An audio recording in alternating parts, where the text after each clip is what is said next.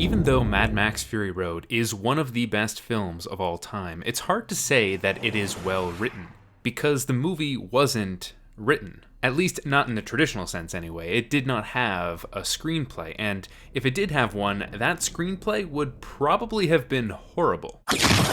Don't believe me? Well, let's give it a shot. Let's try to capture this adrenaline-pounding, insanely detailed, gut-punching madness in words.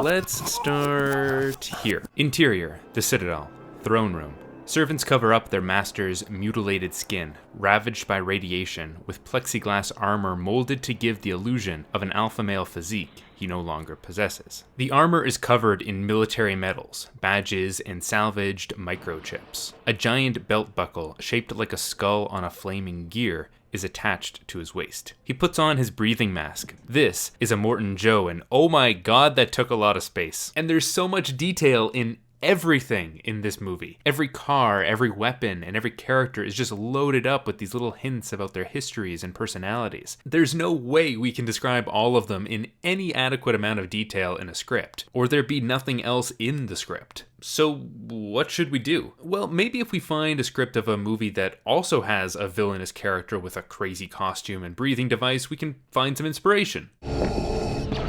There we go. Okay, so in the script for the original Star Wars, Darth Vader is described as...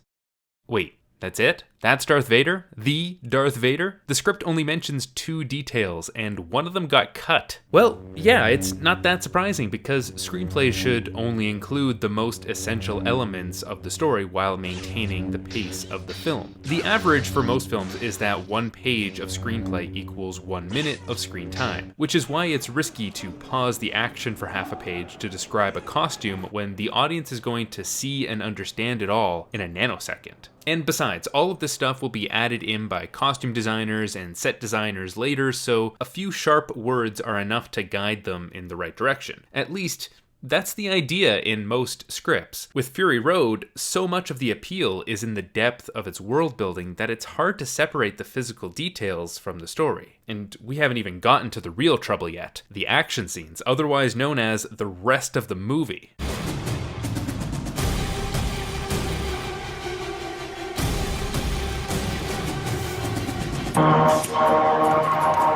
So scrolling up the side here is my attempt to put the first phase of the first action scene of the movie into words. So this is where Furiosa and the Warboys fight off a few of the little buzzard cars. It's about a minute long, and it took me a full page of description to write, even though it is, by far, the most simplistic chase scene in the film, with only 2 or 3 cars to keep track of. I can't imagine trying to write this for the finale when the scene is 17 minutes long, is fully 3-dimensional, and has about 1 million stunts. It's absolutely enthralling cinema, but it would make for a pretty boring read.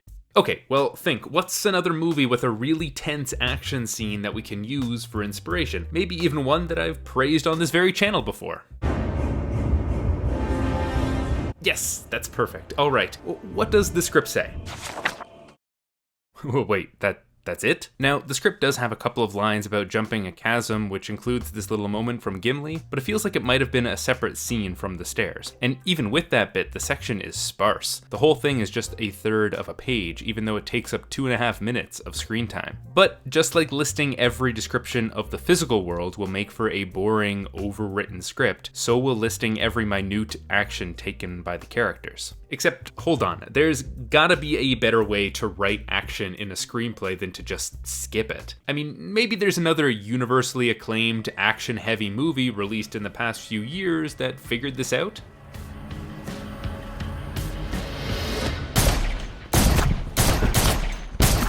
Perfect. Okay, so this comes from the script for John Wick when it was originally titled Scorn, and isn't reflective of the final film, but it is still useful. I mean, take a look at all them M-dashes and ellipses sprinkled everywhere. Your eyes just glide across the page when reading it, and it's almost like the writer is directing the edit by breaking up his sentences this way. Every time there's something that makes you look in a different direction, there's a break in the prose. It helps keep this pulsating energy continue throughout the entire story. And even though the events changed from script to movie and there's a lot more action added, that feeling is captured in the film. But as with a lot of scripts, it's really the directors and other members of the production that fleshed out the blow-by-blow of the action scenes. So it feels like all of the reasons most frequently cited as the reasons Fury Road is good, the detailed world building, the visceral action, the visual storytelling, are all aspects that would, by the conventions of most screenplays, have been left out or downplayed. Things that someone else down the line would figure out. Which is why it makes sense that this movie did not have a script. Instead, it had storyboards. Lots and lots of storyboards.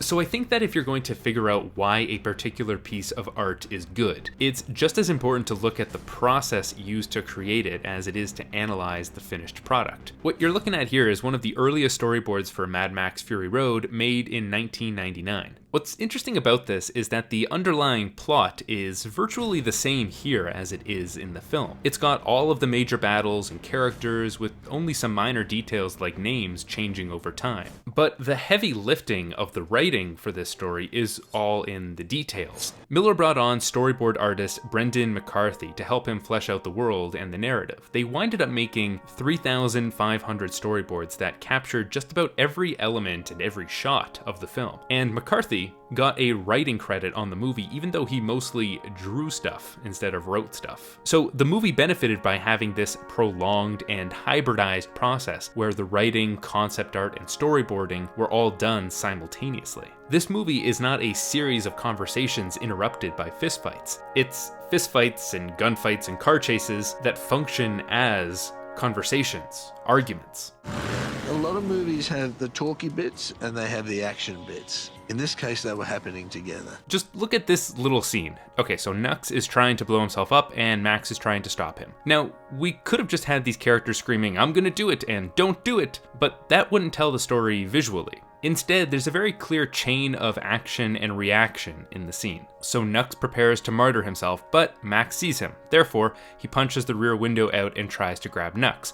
But Nux yanks on Max's chain. Therefore, Max can't grab him, but the roof gets blown off by the wind. Therefore, Max prevents Nux from killing them both. This clear focus on moves and counter moves continues throughout the film, and is much more engaging than just miscellaneous punching. Also, it's not just that these exchanges are clear and understandable, but that they are meaningful too. Consider the relationship between Max and Furiosa, who go from strangers to enemies to unlikely allies and trusted friends. The shifts are all communicated to us visually, and often through the symbolic exchange of guns. So in their first scene together, they nearly shoot each other with the other person's weapon that they've forcibly taken. When Max gets the upper hand, he makes sure to completely disarm Furiosa, stealing all of her weapons. But once they're in trouble, he gives her a weapon. And then there's this little shot that lasts only 6 frames, but is enough for the audience to register that they are equals now.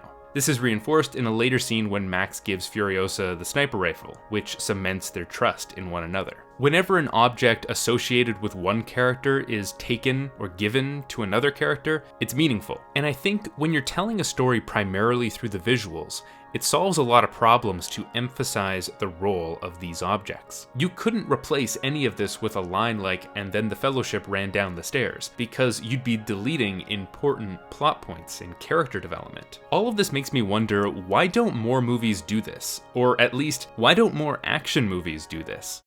Well, yeah, I know, but the results are worth it, right? The most famous screenwriters in the world are usually famous because of their unique dialogue. But there's more to writing than just words, and cinema has so much more to offer than recording conversations. Mad Max Fury Road can't be called well written, but it can be called well told, and it is. Now, it is a miracle that Mad Max Fury Road was ever made, given that it took so long to get the production going. But it was only ever greenlit because it was an entry in a long-standing franchise by an established director. In today's Hollywood, a new story from an untested creator would not get the chance to make it to production based off of storyboards instead of a script. And I think, because of that, we're losing out on a whole world of potentially engaging films from some crazy kids out there who can put it down in pictures, but not in words.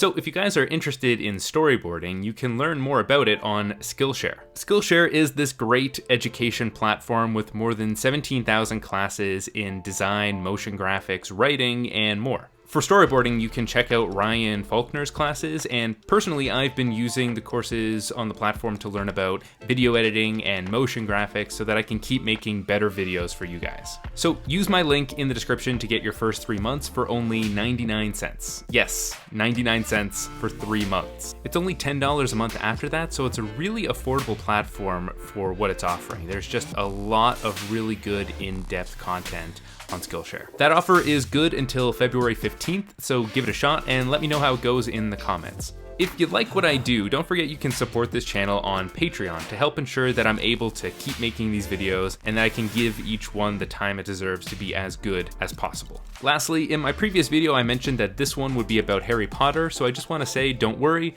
it's coming next and soon. Keep writing, everyone.